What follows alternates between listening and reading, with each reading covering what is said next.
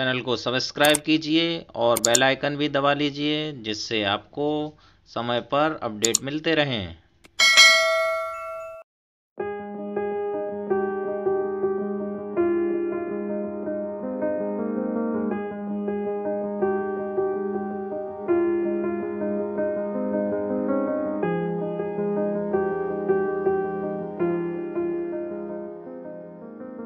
नमस्कार मित्रों, आधारशिला क्रियान्वयन संदर्शिका को गहराई से समझने के लिए बनाई गई वीडियो श्रृंखला के इस तीसरे वीडियो में आप सभी का स्वागत है।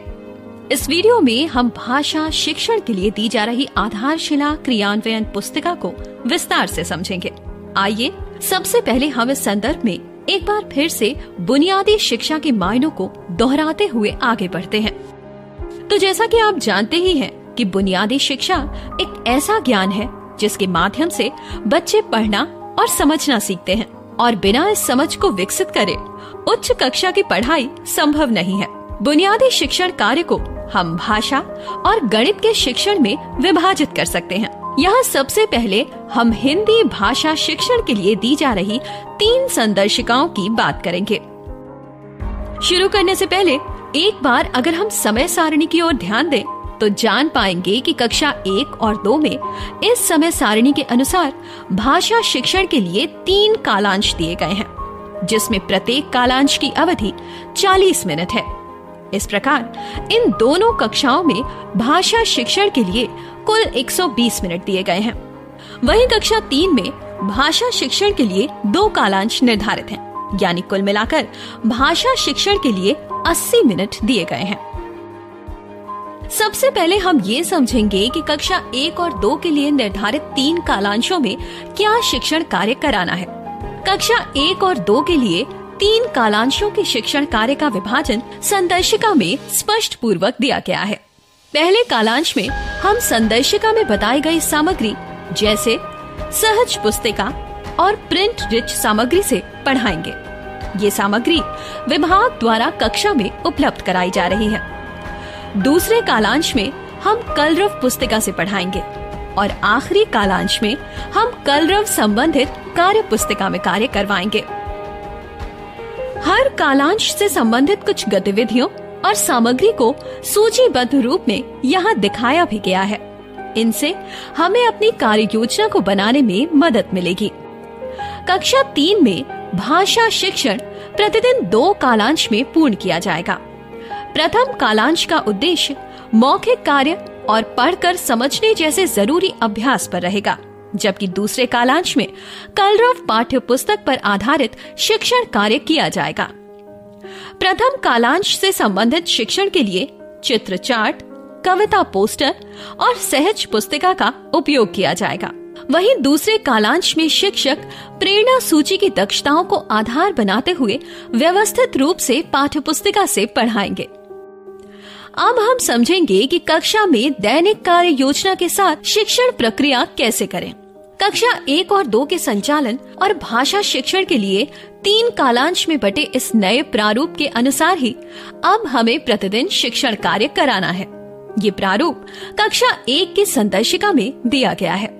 इस प्रारूप से हम कालांश के अनुसार शिक्षण गतिविधियों और सामग्रियों का अंदाज लगा पाएंगे। हम जब भी कक्षा में किसी माह या सप्ताह में शिक्षण की तैयारी करें तो सबसे पहले संदर्शिका में दी गई वार्षिक योजना को ठीक से समझ लें।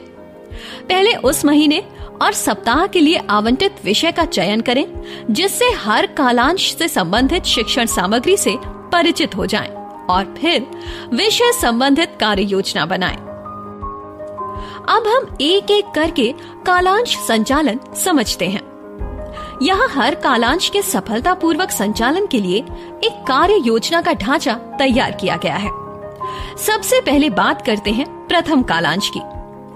मौखिक भाषा विकास एवं लेखन को सिखाने के लिए कक्षा 1 की वार्षिक कार्य योजना में एक निर्धारित समय दिया गया है। इसका अर्थ है कि प्रथम कालांश में शैक्षिक कार्य इसी ढांचे का उपयोग करते हुए होगा, और यहाँ कार्य पूर्ण करने के लिए कई प्रकार की गतिविधियों का भी उपयोग होगा। इन गतिविधियों को सप्ताह के 6 दिनों में बांटा गया है। आइए हम प्रथम कालांश की 40 मिनट की अवधि को गतिविधियों के रूप में समझते हैं। सप्ताह के दूसरे दिन 5 से 7 मिनट मौखिक खेल गतिविधि होगी और 15 से 20 मिनट चित्र चार्ट पर चर्चा करेंगे। तीसरे दिन कविता पर कार्य होगा और शिक्षक द्वारा कहानी पढ़कर सुनाई जाएगी। इसके साथ ही साथ प्रतिदिन 10 से 15 मिनट कहानी पर कार्य और चर्चा से संबंधित लेखन कार्य की गतिविधि भी अनिवार्य रूप से कराई जाएगी। दैनिक कार्य योजना में प्रतिदिन किस सामग्री को प्रयोग में लाना है, इसका उल्लेख वार्षिक कार्य योजना में स्पष्ट रूप में दिया गया है। इन सभी गतिविधियों का सीधा संबंध कक्षा 1 में दी गई भाषा की प्रेरणा सूची से है।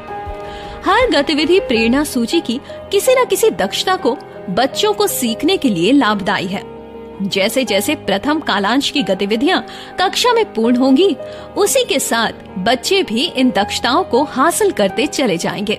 इसी के साथ हमने प्रथम कालांश का कक्षा संचालन सीख लिया है। अब हम कक्षा 1 में द्वितीय कालांश का संचालन सीखेंगे। द्वितीय कालांश में हमें कलरव पुस्तिका का इस्तेमाल करना है। इस पुस्तिका में मुख्य रूप से 4 प्रकार की सामग्री और गतिविधियां हैं: कविता पर कार्य, कहानी पर कार्य, चित्र पर चर्चा और वर्ण मात्राओं की पहचान और शब्द पठन। प्रथम कालांश की गतिविधि की तरह ही हम सप्ताह के 6 दिनों में इन गतिविधियों को आवंटित करेंगे, जिससे हमारे द्वितीय कालांश की दैनिक योजना निकलेगी।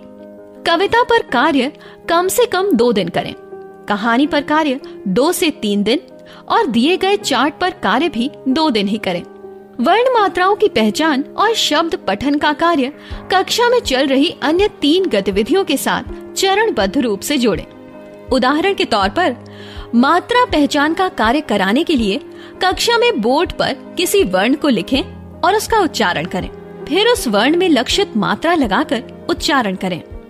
जब कविता या कहानी पर कार्य हो रहा हो तो कक्षा की अवस्था के अनुकूल वर्ण मात्राओं की पहचान और शब्द पठन की छोटी गतिविधियों को शिक्षण में जोड़ें। इसी से संबंधित तीसरा कालांश भी है। तृतीय कालांश में कार्य पुस्तिका 1 में अभ्यास कार्य करेंगे। ये अभ्यास कार्य द्वितीय कालांश में हुए कलरव के पाठ से संबंधित रहेगा। अतः तृतीय कालांश की शिक्षण योजना भी ऐसे ही रहेगी। कलरव के पाठ और कार्य पुस्तिका से संबंधित अभ्यास से बच्चे प्रेरणा सूची की दक्षताएं हासिल कर पाएंगे।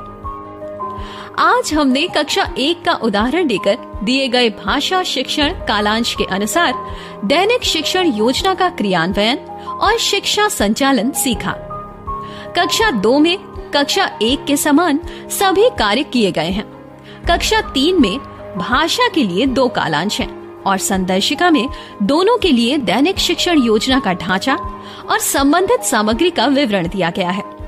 तो मित्रों, मुझे उम्मीद है कि आप सभी ने इस वीडियो को ध्यान से देखा और समझा होगा और भाषा शिक्षण जैसी बुनियादी शिक्षा को अपनी शिक्षण प्रणाली में ढालते हुए आप अपनी शैक्षिक तकनीक को और अधिक निखारेंगे, जिससे बच्चे उच्च शिक्षा प्राप्त करने के लक्ष्य की ओर अग्रसर हो सकें।